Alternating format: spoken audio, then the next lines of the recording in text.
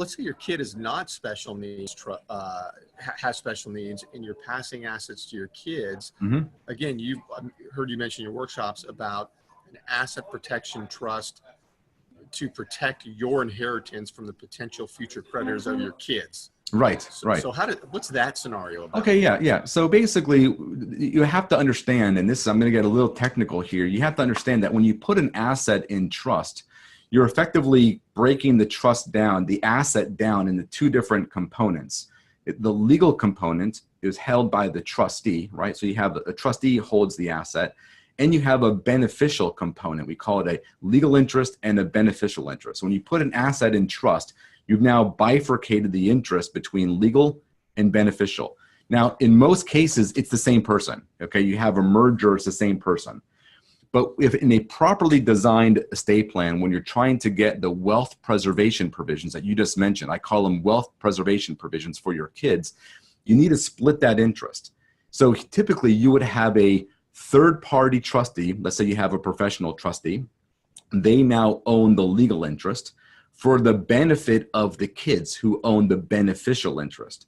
And so long as the asset is held under that arrangement, in other words, it's held in trust for the kids, the trustee, as I mentioned, can only use the funds for the health, education, support, and maintenance of the beneficiary to protect and preserve the trust assets for the beneficiary, not the beneficiary's creditors.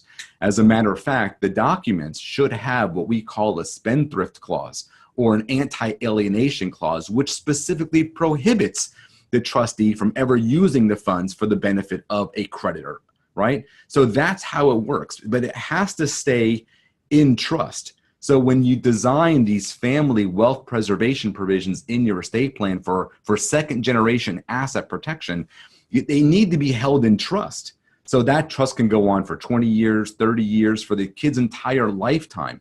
And so long as it's held in trust, Paul, you've effectively created a domestic asset protection trust for your kids, which is amazingly powerful.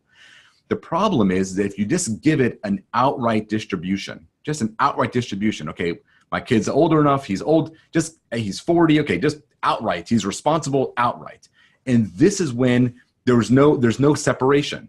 Once you give it to them, it's their asset. And then when it's their asset, it's subject to the claims of their creditors.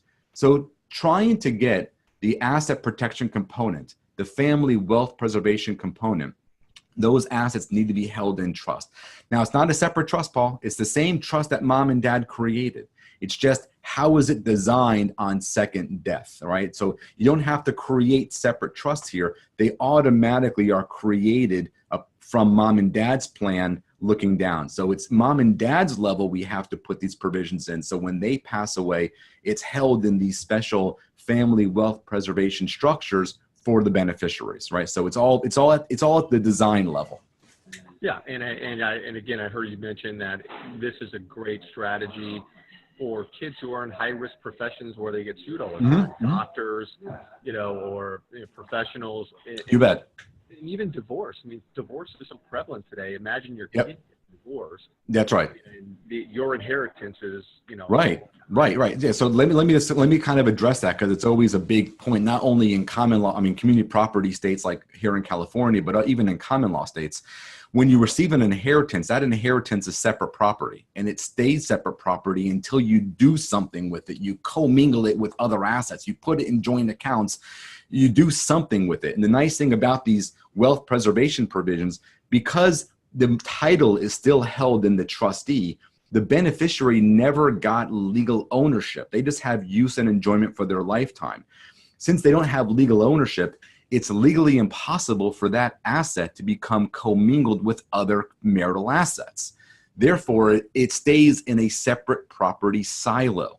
This is how you keep an inheritance separate property. So if the kids get a divorce in the future, they may divide their community property, they may divide their joint property, but the separate property silo that you left them will always go with your child. They get the community 50-50 and 100% of their separate property because it never got commingled.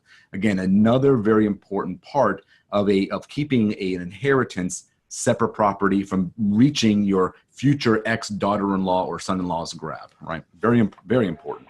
Okay. Well, I here's a find that great, to be, I'm sorry, but I find that to be one of the main motivating factors for most of our clients. Oh, my kids are perfectly financially responsible, right? I mean, they themselves are lawyers and doctors, like you said. So it's the asset protection thing and the potential future divorce thing. That's what motivates most parents in creating these longer term holds. And it's not that they don't trust their kid. They're just giving them this awesome asset protection opportunity, right? That's all. That's built into this wealth preservation trust.